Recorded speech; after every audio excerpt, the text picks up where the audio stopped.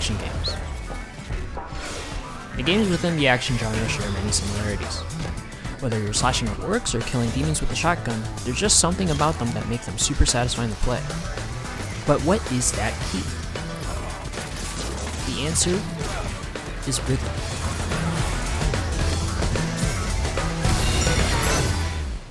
But what does rhythm actually mean in this context? Come with me, and let's take a trip to Gotham City. This is how it happened. This is how the Batman died.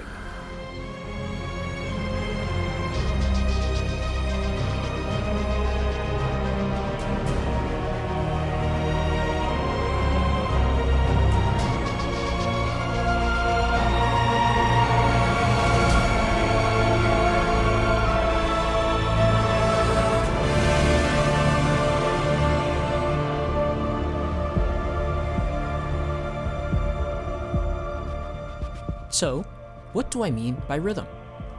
Every time you attack someone, you're creating your own rhythm. Batman Arkham Knight from Rocksteady Studios is a perfect example of this.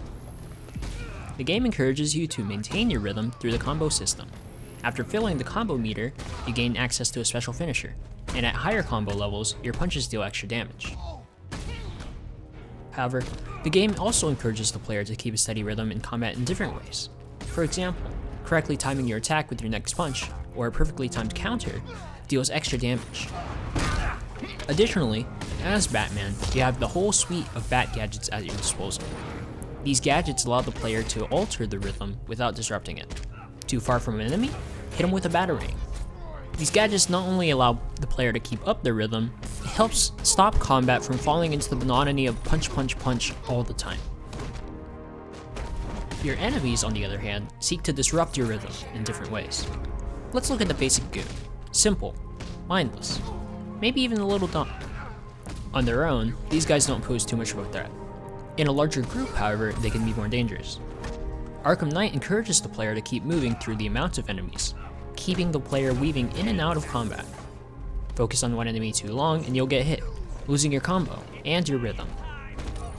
There's also different enemy types, which can counter common styles of play to force players to mix things up. A prominent example of this is the shield enemy. They can block attacks with their large riot shield, and hitting the shield, importantly, breaks your combo. You can either find ways around the shield, such as aerial attacks, or you can bypass it completely with a combo finisher. The game mixes up enemy variety to keep players on their toes, never settling for a single strategy. While the Arkham series and the combat within still holds up today, modern games have taken this idea of rhythm to the next level. Let's move from the dark streets of Gotham to somewhere a little colder.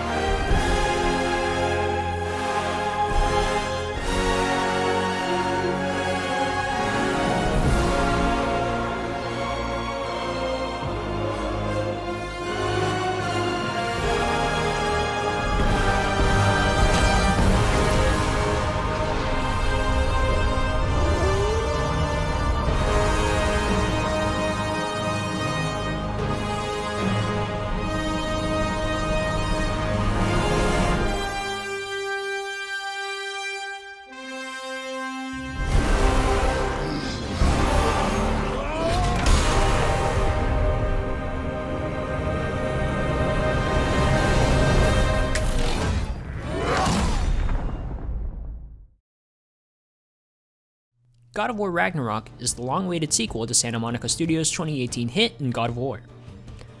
While it inherits many of the same systems from the previous game, it also builds upon those systems, further enhancing the rhythmic feel of combat. Like the previous game, you have access to two weapons, the Leviathan Axe and the Blades of Chaos. Each weapon has its own strategies. The Leviathan Axe focuses on methodical, precise combat. Every swing has weight behind it. One of the key features of the axe is its ability to freeze enemies. When enemies are frozen, the player has time to choose different options. Maybe they retreat and heal, or they might choose to wind up a harder hitting attack. A player can also choose to throw the axe, opting for barehanded combat before summoning the axe back to their hand. The Blades of Chaos focus on rapid combat. Kratos swings around the blades in a flurry, cutting up any enemies in the way. With the blades, the player is always on the offensive. Attacks come so quickly that enemies have less time to retaliate. The blades also have the ability to set enemies on fire, dealing damage over time. After all, enemies can't disrupt you if they're dead. Both of these weapons come with an extra incentive to keep your rhythm. If you land enough hits without being hit yourself, your weapons deal extra damage, as well as giving you access to a brief buff that enhances the weapons for a short time. So, you have two different weapons, each with their own rhythm in combat. Why not just stick to one? Like the Arkham series, the answer lies with the enemies. Enemy attacks can be roughly grouped into 4 different categories: normal attacks, guard breaks, unblockable attacks, and interruptible attacks. These attacks can also interrupt the player's flow, but the player also has options for either avoiding these attacks or taking the rhythm back. Nearly any attack can be dodged if the player times it right. Most normal attacks can be guarded against. Normal attacks and guard breaks can be parried if the player shields at the correct time, allowing them to take back initiative. Interruptibles can be interrupted by a shield break, opening the enemy to attack. Players also have a universal option to take back the rhythm: rage.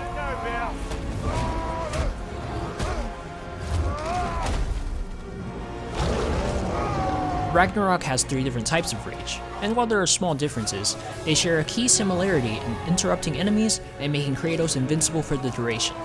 In a pinch, they're a handy get-out-of-jail-free card for when Kratos is stunned or about to die.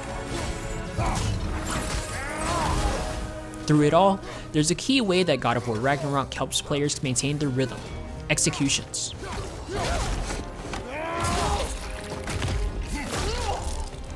Executions are a way to give the player a small break during combat.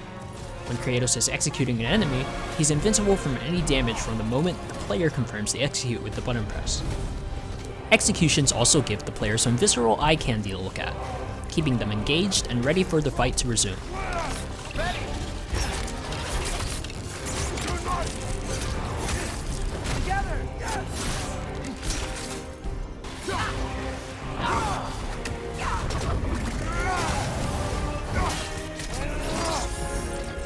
When an enemy is giving the player particular trouble, executions also work as a cathartic way to release stress and finish the fight.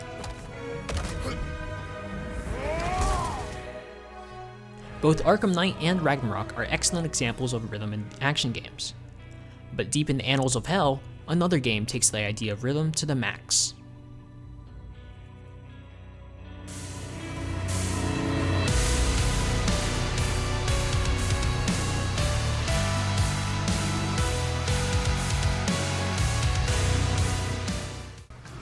Metal Hellsinger from developer The Outsiders is a rhythm FPS action game.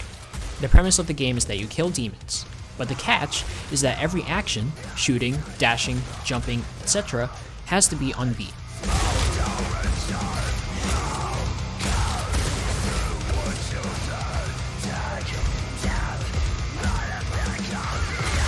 Though the presentation is different from the previous 2 games, the core idea of the player maintaining their own rhythm and enemies seeking to disrupt it is the same. Instead of rhythm being used as a tool to guide the player in fights, rhythm is put front and center in Metal Hellsinger. To complement this idea, the head-banging heavy metal music of each level enforces the rhythm, without making the rhythm too complex for players to keep track of. Anytime the player attacks, it must be on beat.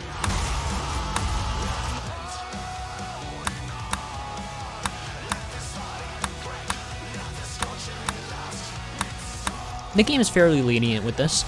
There's a small window where attacks will register as on beat, and attacks that aren't on beat will still deal a very small amount of damage. That said, each attack that is perfectly on beat will deal extra damage to enemies.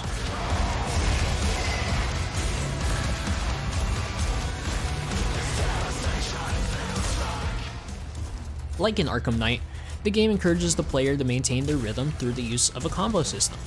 Again, attacks at a higher combo level will deal extra damage. In Metal Hellsinger, however, there's an extra incentive.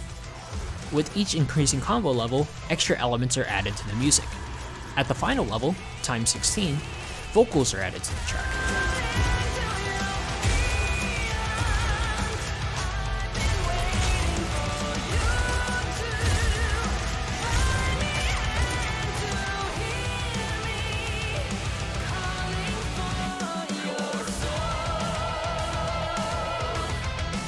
Taking damage lowers the combo level, meaning that the vocals will fade out alongside other instruments if the player loses the rhythm too much. By tying the music to the combo system, Metal Hellsinger entices the player into wanting to keep their rhythm steady, beyond just getting a high score or dealing extra damage. Though the enemies here are simpler than the other games, they still serve the same purpose, disrupting rhythm.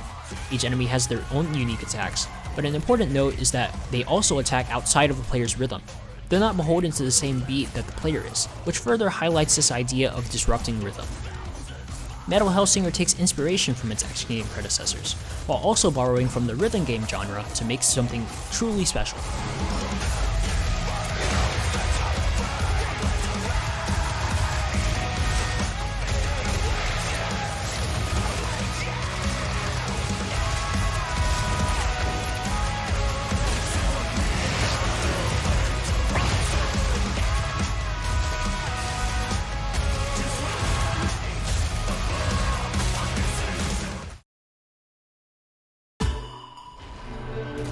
Rhythm is the beating heart of every action game. Whether you're beating up criminals in Gotham, battling gods, or killing demons in hell, it's the rhythms that keep you going, the hidden ones and the not so hidden ones. Thanks for watching.